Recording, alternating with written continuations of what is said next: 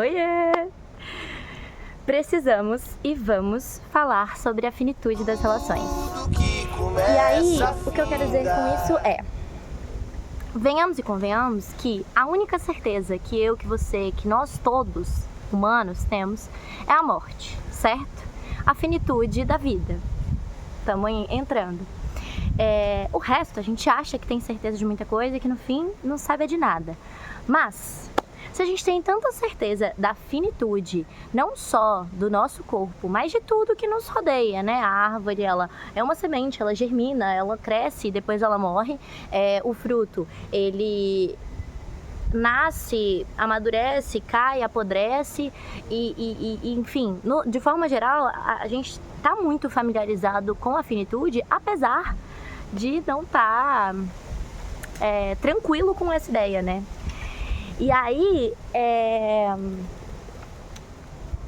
no momento, eu queria conversar com vocês sobre a finitude das relações num contexto de que eu quero que vocês venham comigo e pensem que venderam pra gente a ideia de um felizes para sempre, e nem é sobre isso o que eu quero falar nesse vídeo, apesar de ser loucura, de pensar que felizes para sempre vem a partir de um relacionamento.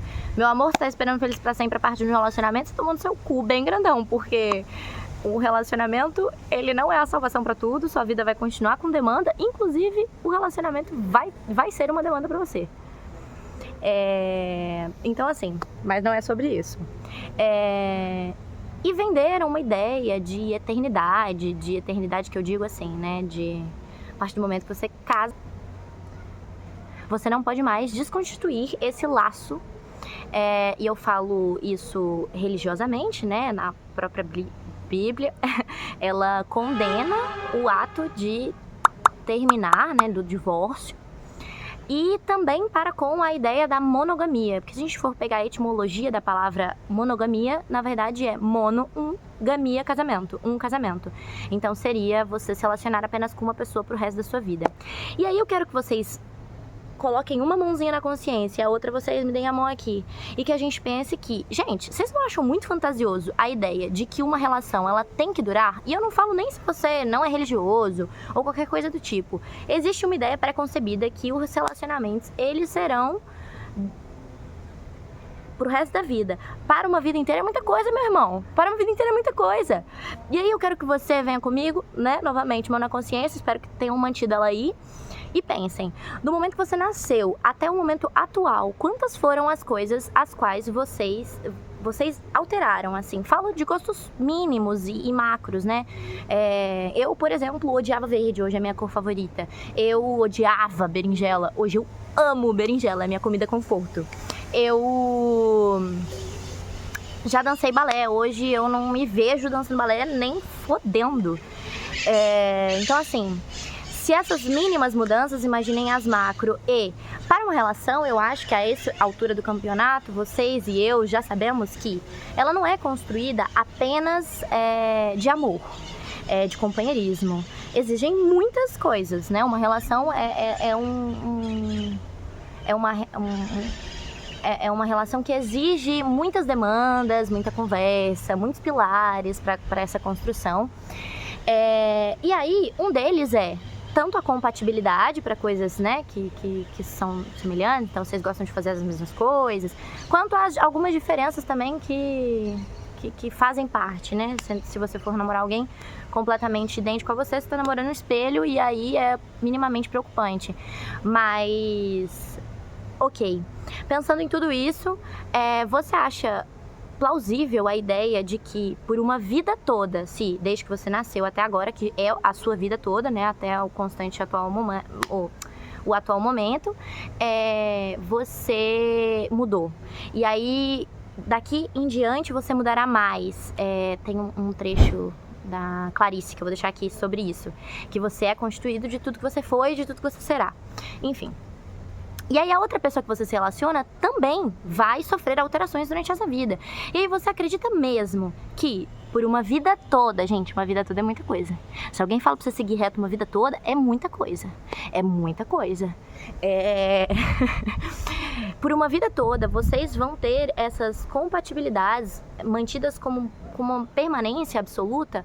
Vocês acham isso mais plausível do que a ideia de que em algum momento os destinos de vocês estarão desalinhados? E aí, isso não é... E aí eu não quero que isso tangencie o que eu tô falando nesse vídeo, eu não quero que tangencie a ideia de amor líquido, né, de Bauman. Não é sobre...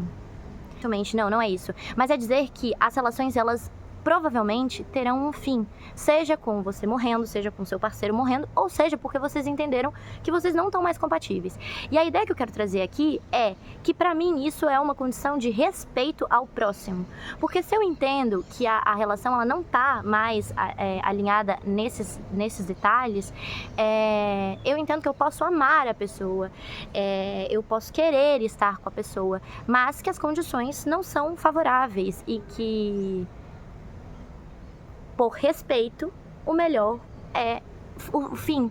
E eu digo isso porque existem, eu falo pessoalmente assim, existe uma dificuldade muito grande de conceber o fim das relações, e eu falo isso até em relações que foram, pessoalmente, que foram muito ruins pra mim, muito prejudiciais, assim, durante a relação. E ainda assim, quando acabou, eu senti um vazio enorme no peito, e eu falava, tipo, puta que pariu, e agora? Porque... pra mim, a ideia de ter um fim é tipo assim... não tava preparada pra isso, né? E aí, eu acabei prolongando, assim, esse sofrimento por não querer dar fim à coisa que já tinha acabado comigo, inclusive. E aí eu digo isso porque muitas das vezes você como parceiro, ou seu parceiro, sua parceira, sua parceira, acabam prolongando uma história que já teve seu falecimento dentro de um dos dois. E é uma forma de respeitar o seu parceiro que você comunique isso, né? A título de... sabe quando você... eu vou dar um exemplo aqui pra gente construir essa imagem dessa relação que eu estou falando sobre finitude. Não tô dizendo que deu algum BOzinho, beijo na boca, acabou, gente, não vamos mais. Não. Mas, sabe quando você é criança e aí você não sabe se expressar ainda muito bem, então você se expressa com o corpo, certo? Então você não gosta de alguma coisa e aí você não consegue dizer que você não gosta daquilo, então você faz birra, você se joga no chão, você chora, você fecha a cara, você bota os lábios para baixo. É basicamente isso que a gente faz, só que adulto. Então, por vezes, pessoas, e eu não quero criar nenhum axioma aqui, nenhuma verdade genérica, mas temos que concordar que, por vezes, por exemplo, o ato da traição, ou o ato de ser um filho da puta cuzão com a pessoa que você gosta, sabe? Tipo, a pessoa tá falando alguma coisa, você é seco, ou você não dá mais a importância, enfim, coisas do gênero. Você aí tá pensando, né? Enfim. É uma forma do outro estar te dizendo que não tá ali mais. E aí, por falta de saber oralizar isso, nem sei se eu consegui, se essa palavra existe, mas enfim, por falta de saber falar sobre aquilo, a pessoa, e também por não conceber a possibilidade de um fim, a pessoa acha que tem que manter aquela relação, mesmo que o custo disso seja uma relação adoecida, né? Essa relação que você percebe que... Sabe quando você olha pra um casal e fala, mano, essa pessoa te odeia. Esse homem te odeia, minha filha. É isso. Já acabou faz tempo e ninguém avisou. Morreu e não enterraram. Enfim, é sobre essa relação que eu quero falar. Que é preciso saber dar um fim. E... pra que a gente entenda que as relações, elas têm sua finitude, e que para que quando isso aconteça não seja o nosso fim, e sim o fim da relação. E, enfim, acho que eu tô redundante, mas pra mim é de fato uma forma de respeitar o seu parceiro comunicando, para que você não precise colocá-lo na situação de estar numa relação falida. Cara, me dá um conselho amoroso. Tem como você me dar um conselho amoroso? Termina. Pra mim, particularmente, é mais fácil falar sobre fins do que sobre começo. E aí eu sei que cada um trava suas guerras aí. Mas esses vídeos muito são pra externalizar algo que eu sinto que eu preciso. E talvez faça sentido pra alguém também, então a gente compartilha desse momento. É isso. Se vocês quiserem acrescentar algo ou comentar algo sobre, eu adoro. Não gosto de ter cortes, mas aí eu lembrei depois que eu terminei, que eu queria falar outras duas coisas, que o fim de uma relação, ela não necessariamente implica a falta de amor. Muito dificilmente é exagero, mas eu digo que até quando eu terminei uma relação que foi muito destrutiva pra mim, eu sentia isso, e por isso eu posterguei muito, como eu disse, né, esse fim mesmo. Eu sentia tipo, tá, mas e o que eu faço com esse amor que eu projetei nesse objeto, enfim. Então, amar o outro não é um termômetro para que a relação continue, assim como não é um termômetro para que a relação comece, né? As relações, elas precisam de muitos fatores, e inclusive o respeito é um deles.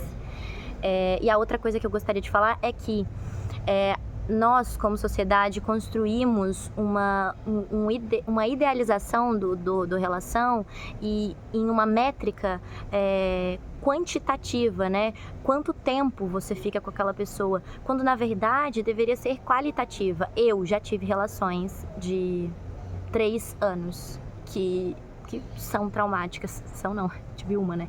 De 3 anos que foi absurdamente traumática pra mim. E eu tenho consequências disso até hoje, quando eu vou me envolver com outras pessoas. Enquanto eu já tive relacionamento de 6 meses, de 3 meses, que eu guardo com muito amor e zelo pelos momentos. Então, não é quanto tempo dura, não é diretamente proporcional à qualidade do momento que durou. Então, às vezes a gente fica, né, tipo, nossa, mas e tudo isso que aconteceu? E tudo isso que aconteceu não deixa de ter acontecido, né? O ato de finalizar, ele finaliza uma coisa que, nesse contexto, gente, não tô generalizando todas as relações, mas que nesse contexto, nesse momento, já não tá funcionando mais, mas que isso não apaga, nem exclui tudo o que aconteceu, né? Assim, isso ainda vai te acompanhar. Seja os males e a parte boa e as partes ruins. É isso. Eu acho que agora foi. Então é isso. Acho que agora realmente finalizamos. E é isso, gente. Eu quero sugestões. Como que eu finalizo? Eu nunca sei. Um sorrisinho e uma piscadinha?